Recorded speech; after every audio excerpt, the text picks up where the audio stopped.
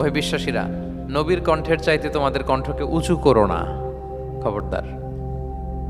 যদি করো, নিজেরা নিজেদের সাথে যেভাবে কথা বলো, নবীর সাথে যদি এভাবে কথা বলো, তাহলে তোমাদের সব আমলগুলোকে বাতিল করে দিবে কে? এই আয়াত নাজিলের একটা প্রেক্ষাপট আছে।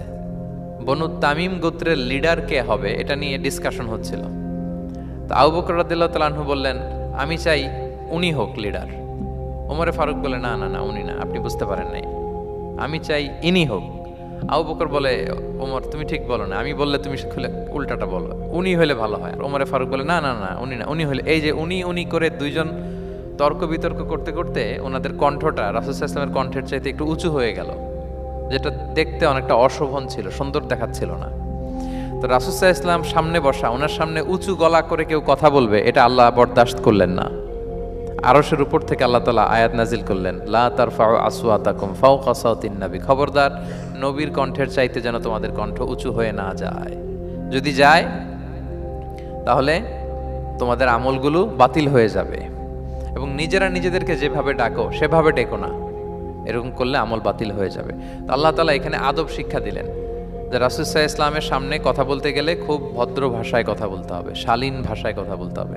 মজার ব্যাপার হচ্ছে, আপনারা জানেন কিনা জানি না, যারা হজ উমরা করেছেন আপনারা দেখবেন যে রাসূল সাল্লাল্লাহু আলাইহি ওয়াসাল্লামের পবিত্র কবরের উপর এই আয়াতটা এখনো লেখা আছে যে লা তারফাউ আসওয়াতাকুম ফাওকা সাওতিন নবী, নবীর কণ্ঠের চাইতে যেন কণ্ঠ উঁচু হয়ে না যায়। এজন্য দেখবেন যে যারা রাসূল সাল্লাল্লাহু আলাইহি ওয়াসাল্লামের কবর জিয়ারত করতে যায়, ওনারা কবরের সামনে যে ধৈর্য ধারণ করতে পারে না, বুক ফেটে কান্না আসে যে আজীবন যে নবীর কথা শুনলাম, যে নবীর হাদিস শুনলাম, যে নবীকে আমি এত ভালোবাসি, যে নবী আমার জন্য সুপারিশ করবেন, যে নবী আমাকে হাউজে কাউসারের পানি দিবেন, সেই নবী এখানে শুয়ে আছে। এটা ভাবতেই মুমিন হৃদয়ে বাঁধ ভাঙা কান্নার জোয়ার আসে, হাউমাউ করে কাঁদতে ইচ্ছে করে, কিন্তু ওখানে আওয়াজ করা যায় না, কারণ ওখানে লেখা লা তারফাউ আসওয়াতাকুম ফাওকা সাওতিন নবী, নবীর দরবারে বড় গলায় আওয়াজ করে কোনো শব্দ উচ্চারণ করা যাবে না। খুব ভদ্র বিনম্র চিত্তে রাসূল সাল্লাল্লাহু আলাইহি ওয়াসাল্লামের রওজার সামনে দাঁড়িয়ে আমরা সালাম পাঠ করি। তো এই নিয়মটা শুধু যে রাসূল সাল্লাল্লাহু আলাইহি ওয়াসাল্লামের জন্যই খাস তা নয়, আমাদের আব্বা আম্মা, আমাদের শিক্ষক, মুরব্বী, আধ্যাত্মিক নেতা, ধর্মীয় গুরু, ইসলামী আন্দোলনের বড় লিডার, এরকম যে কারো সামনে বড় গলায় উঁচু গলায় আওয়াজ করে কথা বলা যাবে না, বরং সেখানে ভদ্রতা, এটিকেটস, নম্রতা, এটা বজায় রাখতে হবে। এটা বুঝতে পেরেছেন? পাশাপাশি রাসূল সাল্লাল্লাহু আলাইহি ওয়াসাল্লাম একবার দুপুরবেলায় ওনার ঘরে শুয়েছিলেন। সূরার নাম হচ্ছে সূরাতুল হুজুরাত, মনে আছে তো আপনাদের? সূরার নাম কি? হুজুরাত মানে হচ্ছে কম্পার্টমেন্ট বা অ্যাপার্টমেন্ট, যেখানে মানুষ থাকে আর কি। রাসূল সাল্লাল্লাহু আলাইহি ওয়াসাল্লাম এরকম 9টা হুজরাখানা ছিল। আপনার বাংলাদেশে ইমাম সাহেবের হুজরাখানা এই শব্দটার সাথে পরিচিত না সবাই? এই হুজরাখানা থেকে আল হুজুরাত। রাসূল সাল্লাল্লাহু আলাইহি ওয়াসাল্লামের 9 জন স্ত্রী এই 9টা হুজরাতে থাকতেন এবং এগুলো মসজিদে নববীর সাথে অ্যাটাচ করা ছিল। দুপুরে খেয়ে রাসূল সাল্লাল্লাহু আলাইহি ওয়াসাল্লাম কাইলুলা করছেন, বিশ্রাম নিচ্ছেন। হঠাৎ কিছু বেদুইন লোক, যাদের মধ্যে সভ্যতার ছোঁয়া লাগেনি, তারা এসে রাসূল সাল্লাল্লাহু আলাইহি ওয়াসাল্লামকে ডাকতে আরম্ভ করলো, ইয়া মুহাম্মদ উখরুজ ইলাইনা, ইয়া মুহাম্মদ উখরুজ, এই মুহাম্মদ বেরো বেরো, কথা আছে, এই মুহাম্মদ বেরো বেরো।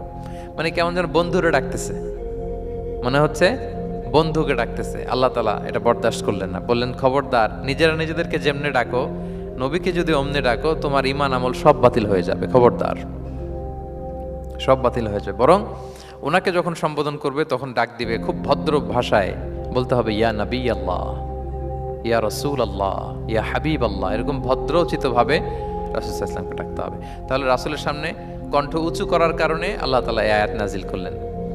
এবং এই আয়াত নাজিলের পরে উমরে ফারুক রাদিয়াল্লাহু তাআলা এত ভয় পেলেন, এরপরে রাসূল সাল্লাল্লাহু আলাইহি ওয়াসাল্লামের সামনে কথা বলতে গেলে উনি এত আস্তে কথা বলতেন, ওই যে বেশি জোরে যদি কথা বলি তাহলে আমার সব আমল বাতিল হয়ে যাবে, এত আস্তে বলতেন। রাসূল সাল্লাল্লাহু আলাইহি ওয়াসাল্লাম জিজ্ঞেস করা লাগতো, ওমর কি বললে, আবার বলো তো, একটু জোরে বলো ওমর, আরেকটু জোরে বলো, আরেকটু জোরে বলো। সুবহানাল্লাহ। মানে এত মিন মিন করে, এত ক্ষীণ ক্ষীণ শব্দে ওমরে ফারুক কথা বলতে লাগলেন যে রাসূল সাল্লাল্লাহু আলাইহি ওয়াসাল্লামের বুঝতে কষ্ট হচ্ছিল কথা। তখন তিনি বলতেন, ওমর আরেকটু জোরে বলো না, কি বললে বুঝলাম না, আরেকটু জোরে বলো। ওনারা এতটা ভয় পেয়েছিলেন এই আয়াত নাজিল হওয়ার পরে। তাহলে 2 নাম্বার ইনস্ট্রাকশন হচ্ছে, মুরব্বী, শিক্ষক, উস্তাজ, ধর্মীয় গুরু, আধ্যাত্মিক নেতা, ইসলামী আন্দোলনের বড় নেতা, এরকম রেসপেক্টেড কারো সামনে উচ্চবাচ্য করে কথা বলা উচিত না।